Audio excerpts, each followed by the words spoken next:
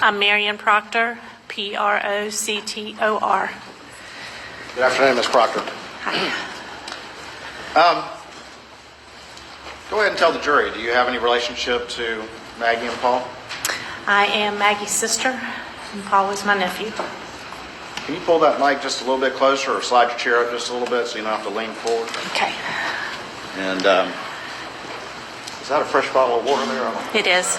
Oh, it is? That's your water? Yes. Go ahead and, if you would, tell us a little bit about yourself, just where you grew up, and just a little bit about yourself, so they get to know you just a little bit, please. Okay. I grew up in Wilmington, North Carolina. Maggie and I did. She was my only sibling with two parents, and we both went to college, both married, both lived in South Carolina. We've been here ever since. I'm married. I have 3 daughters, and we live in the Charleston area. Where did Maggie go to college? South Carolina. Did she go somewhere else and then transfer to South Carolina? She did. How far apart are you and Maggie? 5 years. And your parents, what are their names? Terry and Kennedy.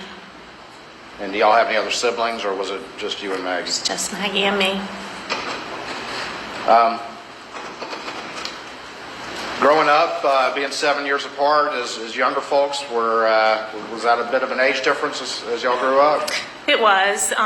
For children, that's a lot. So, I was in college. She was in high school.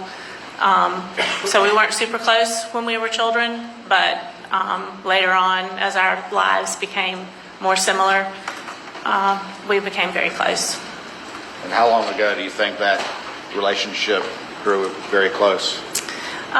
When the children were little, we did a lot together. It was easy. As they got older with, their commitment, sports and things like that, it was mostly holidays, Christmas, Thanksgiving. And then when we both became empty nesters, we were having a really good time. Y'all talk almost every day? Almost every day. Tell the jury a little bit about Maggie. How would you describe her as somebody, just so they can get an idea of who she was? Maggie was sweet. She was kind of a free spirit. She was always up for anything that was going on. She loved her family. She loved her boys. Buster and Paul were her world. She loved my parents. We, joked how we would grow old together and take care of them. And she was just a really, really good person. Was Maggie a tomboy at all, or was she more of a girl's girl? No, she was definitely a girl's girl, but she made the best of having 2 boys. She was right in there, fishing, hunting. She didn't grow up doing that. We used to laugh that she'd get in the deer stand with her Southern Living magazine, and the boys would tell her she was making too much noise turning the pages. And then, fishing, she loved going out on the boat. She loved being at the beach. She loved going to the islands. I don't know that she really fished that much, but she just wanted to do what they were doing. She wanted to spend time with them. What about the Gamecocks? She was a big Gamecock fan. Are you a Gamecock fan? I'm a big Clemson fan. Y'all still managed to get along, though, right? We got along great. We did. And we were together a lot on those Clemson-Carolina days. And we would have a big time.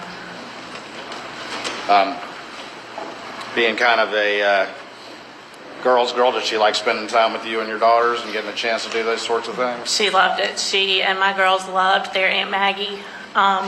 She always, said that she was their favorite aunt.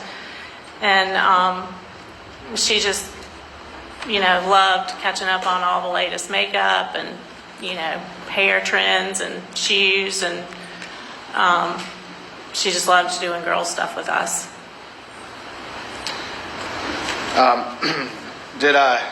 Did Maggie work over the years, or was she focused on taking care of the boys and raising them? She was mostly a stay-at-home mom. She had a little shop in Hampton for a while. She and Miss Libby did that together. So that was fun. She was real involved with the boys' schools, you know, all their sporting events. I don't think she probably ever missed one, but she was mostly a stay-at-home mom.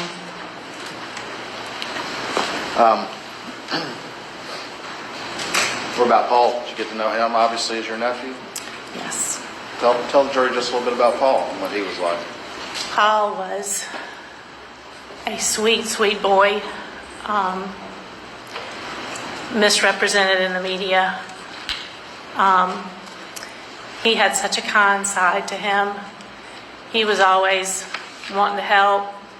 You know, Aunt Marion, does Uncle Bart need some wood? He'd bring us a load of wood. He was a kind soul, and I loved him a lot.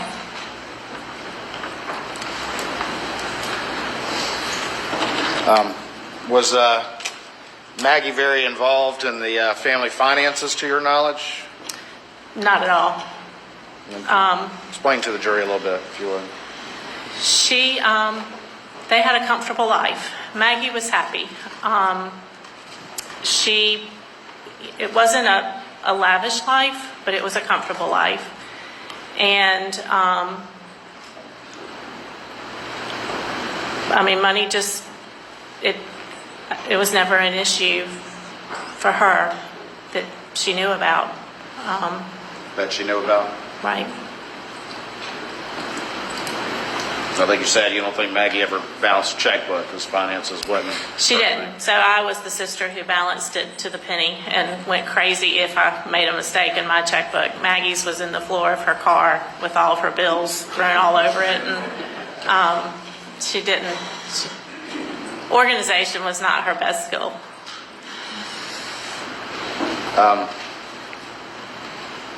Mr. Randolph, Paul's grandfather, did you know him? I did. And then his spouse was who? Miss Libby. Towards the end of Maggie and Paul's life, can you tell the jury just a little bit about Miss Libby's health? Miss Libby had Alzheimer's, and wasn't too bad at first, but she's been declining for years, and it's real bad now.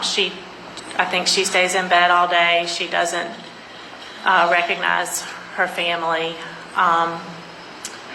and she has to be helped to do everything. She can't feed herself or go to the bathroom or do anything.